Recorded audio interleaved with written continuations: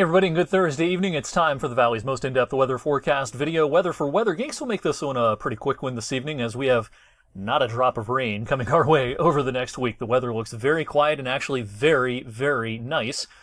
With a few caveats, of course. We live in northeast Ohio and western PA. There's always caveats to the weather around here. Looking at the visible satellite picture this evening, the skies are clearing after a pretty gloomy-looking stretch midday and afternoon today. As we head into the evening, from north to south, the sky is clearing out. We have a cold front pushing through.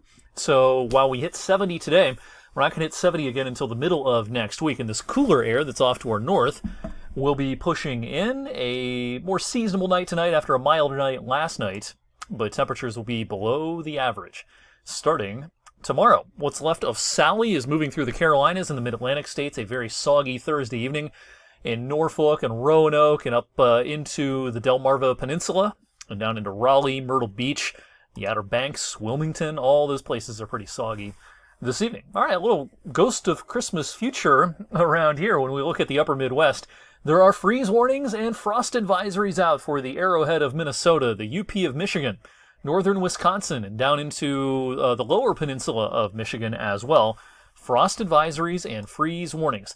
Certainly nothing unheard of in these locations in mid-September, but it's a little ahead of schedule, that is for sure. I'm not concerned about a freeze around here, although there could be patchy frost Saturday morning, Sunday morning, and again Monday morning. When we talk about our first actual freeze, our actual first 32 of the season, usually that happens in October. It actually didn't happen until November 1st last year, the 30-year average date of our first 32-degree reading of the fall season on October 14th.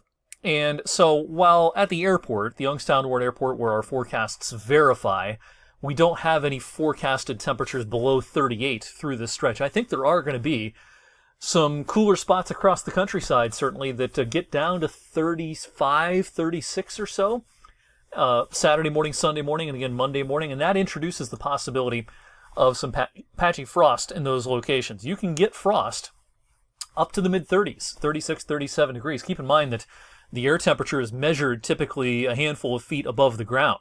The air can be colder down near the surface of the ground and of the earth, and so you can, even though the air temperature might say 37, you can still get frost on your roof, on your grass, on your windshield, and so it's going to be time to, if you have some plants outside that you want to keep around a little while longer, it's a good idea to cover them or bring them in as we head into the upcoming weekend. I do think we'll see some clouds here and there tomorrow. It's not going to be a perfectly sunny day, but it is going to be very October-like with a mixed bag of clouds and sunshine.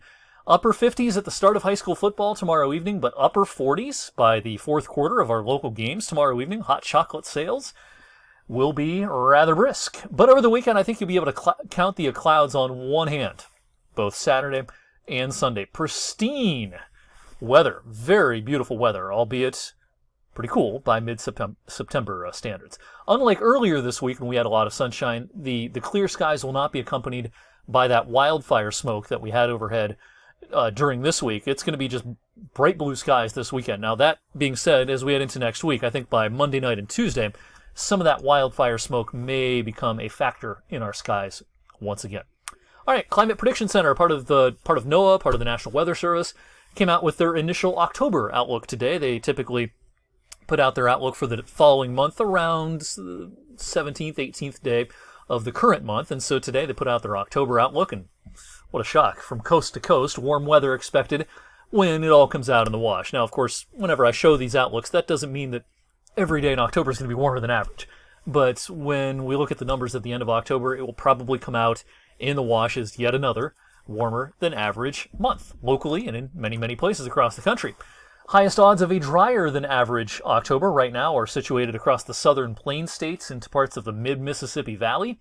Around here, not much of a signal either way at this point. We'll do an update on this October outlook as we get closer to the end of the month. And by the way, of course, a reminder that my annual winter forecast will come out, as always, in about 6 weeks, right around Halloween or so. You know, you can find winter outlooks this early. You can find winter outlooks in August. The dreaded Farmer's Almanac comes out, I think, in August. But while those things are available, that doesn't mean that they're quality or something that you should take seriously. And most reasonable seasonal forecasts, including the winter outlook, come out certainly end of October or more so into November, when we have a better handle on the atmospheric drivers as we head into the winter season. The top driver this winter season likely to be an emerging La Nina across the Pacific Ocean. We'll talk a lot more about La Nina and what that means and its influence on the North American weather pattern in winter as we get closer to the issuance of that winter forecast coming up again in about 6 weeks. Thanks for watching tonight's Weather for Weather Geeks. Enjoy the rest of your Thursday night.